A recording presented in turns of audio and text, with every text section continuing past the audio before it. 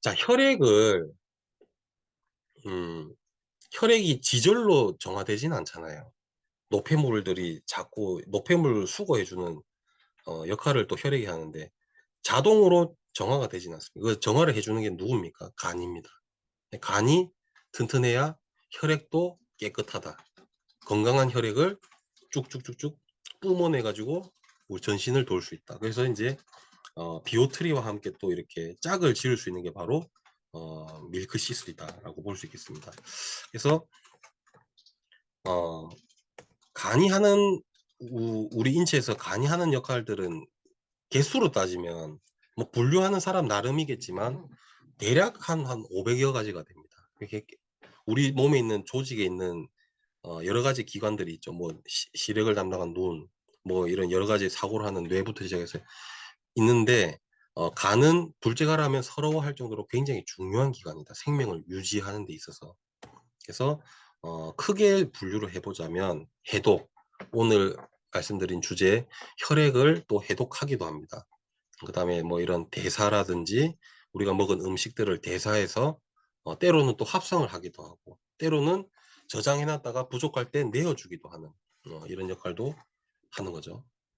그래서 간이 이상징후를 보내게 되는데 일단 비만인 상태 이것도 어떻게 보면 간의 이상징후입니다. 저도 사실은 뭐 솔직히 말씀드리면 제가 덩치가 좀 큰 편이다 보니까 간이 안 좋을 체형이 아니에요. 이 비만인 사람들은. 근데 저는 간이 정상입니다. 진짜 예전에는 안 좋았었어요. 제가 세 가지 수치 중에 제가 술을 안 먹기 때문에 감마 GTP는 항상 정상이었는데 둘 중에 하나가 항상 좀 높은 거예요, 수치가. 근데 이게 밀크 시슬 이런 걸 좀 먹고 이러니까 정상이 되더라고요, 희한하게. 그래서 지금 비오트리 뭐 밀크 시슬 저는 항상 꾸준히 잘 챙겨 먹는 사람인데 아무튼 인슐린 저항성 이런 것들이 또 우리가 혈액 검사, 신체 검사 이렇게 주기적으로 받으시잖아요. 중성지방 높고 지방간 있고 염증 수치 높고 복부 내장 지방 레벨 높으시고 뭐 이거는 뭐 저기 동사무소 가서 그거 인바디제도 나오는 거지 않습니까? 복부 내장 지방 레벨 뭐 이런 거 높고 그다음에 혈당 조절 좀 어렵고 이러신 분들은 다 간이 안 좋다라고 봐야 됩니다. 그다음에 좀 피로하시고 소화 잘 안 되고 어, 밥맛도 없는데 그냥 때 돼 가지고 막 식사하시고 이러신 분들 있잖아요. 그게 다 간이 안 좋은 그런 원인일 수 있다. 변비 있고 무기력하고 현기증 막 나고 이런 것들이 다 간이 보내는 이상 징후일 수 있다. 그다음에 이건 뭐 황달 왔다 하면 이거는 병원에 걸어가시면 안 되고 뛰어가셔야 돼요. 그 굉장히 안 좋은 상태인 거고 노랗게 되고 이 피부가 노랗게 되는데 이 눈 흰자 자체가 누래집니다. 예. 근데 지금 여담인데 피부가 약간 일시적으로 노랗게 되는 다른 게 있거든요. 그건 뭐냐면 비타민 B가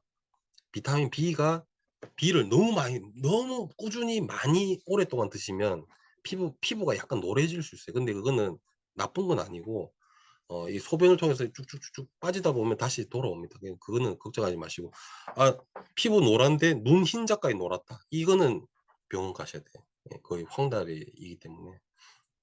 그 다음에 붓고 부종, 뭐 가렵고 건선 여드름, 뭐 우울증, 불면 이런 것들이 또 간에서 보내는 이상 징후일 수 있다. 그래서 여기 해당되면 사실은 밀크시슬은 좀 드시는 게 좋습니다. 근데 우리나라는 그 밀크시슬을 좀 적게 먹으라 그래요.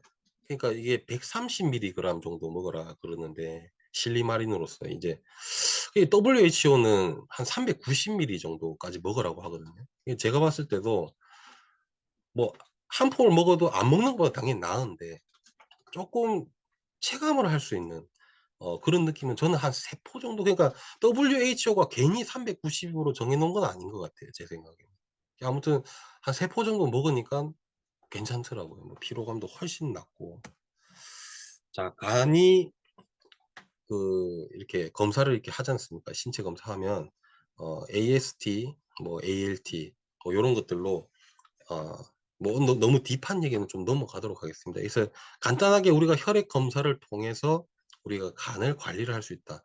여기에 정상 범위가 넘어간다면 밀크시슬 그다음에 이런 비오트리, 혈액 순환, 간 재생 뭐 케어에 도움되는 제품들을 활용하시면, 또 간은 금방 나빠지기도 한데 또 금방 좋아집니다. 또 이게 관리만 또 잘하면 또 식품으로도 충분히 관리가 되는 그거이기 때문에, 관심만 가지고 딱 이렇게 뭐 섭취만 해주면 아주 좋습니다. 그다음에 어, 간 질환의 종류, 뭐 바이러스 간염, 이건 뭐 말 그대로 바이러스 때문에 간에 염증이 생기는 거죠. 그래서 이제 이거는 뭐 주사를 사실은 맞는 게 맞고요. 식품으로 좀 이런 바이러스의 활성을 억제할 수는 있습니다. 뭐 커큐민이 이런 권위 있는 논문들 살펴보면 이런 간염 바이러스의 활성을 억제하고 뭐 이래 하는 걸로 되어 있지만, 완전히 없애는 뭐 이런 거는 좀 주사를 맞는 게 주사를 맞고 예방 차원에서 이런 걸 또 잘 드시는 게 좋겠죠. 그다음에 지방간은 크게 알코올성과 비알코올성이 있습니다. 그래서 인제 말 그대로 술을 많이 드시게 되면서 오는 지방간이 있고, 그다음에 이런 뭐 탄수화물 이런 것들을 많이 먹다 보면 이게 지방으로 전환되어 가지고 간에 저장되다 보니까 비알코올성 지방간이라 하죠. 그래서 이런 것들에 지방간이나 간염에 의해서 간이 인제 점점 딱딱해지게 되는, 그러다가 인제 암까지 걸리게 되는 요런 것들이 어 주요 메커니즘이다라고 보시면 되겠습니다. 그래서 말씀드린 것처럼 예방 접종 잘 하시면 되는 것이고, 간염 바이러스 이런 것들은 뭐 뭐 질환 유병률 이것도 마찬가지로 뭐 지속적으로 좀 증가하고 있는 추세다라고 보시면 되겠습니다. 음, 지방간이 생기는 원인, 어쨌든 간 해독 능력이 있는데, 자동으로 자기가 정화를 할 수 있는 시스템이 있는데 그걸 넘어서는 독소가 들어오게 됐을 때 어 걸릴 수 있다는 거죠. 그래서 인제 술을 적당하게, 뭐 적당하게 먹기가 참 어려운 게 또 술인데, 아무튼 어 과도하게 먹게 되거나, 그다음에 또 탄수화물도 너무, 이것도 마찬가지로 조절하기 어렵죠. 그래서 그러한 것들에 의해서 생긴다. 그래서 인제 그 해독 과정인데요, 이거. 분류는 3 단계로 되어 있지만 결론적으로 해독을 하는 거는 첫 번째 단계, 요 간에서 지금 첫 번째 왼쪽에 있는 단계, 요 단계가 인제 말 그대로 해독을 하는 거예요. 해독을 하는 단계고, 두 번째 단계는 배출을 준비하는 단계, 세 번째는 말 그대로 그냥 배출하는 단계. 그래서 해독은 3 단계로 이루어지는데, 자, 1 단계에서 말 그대로 해독을 한다 했잖아요. 해독을 할 때 필요한 물질들이 여기 밑에 있는 물질입니다. 비타민 B군, 그다음에 글루타치온, 뭐 플라보노이드 계열의 성분들이 이런 직접적인 해독 과정을 한다. 그래서 이제 실리마린도 역시 직접적인 해독을 하는데 관여를 한다라고 보시면 되겠고, 오른쪽, 이 지금 경계선에서 오른쪽을 봤을 때는 인제 배출을 준비하는 단계, 좀 어려운 표현으로 포합이라는 뭐 단어를 쓰기도 합니다.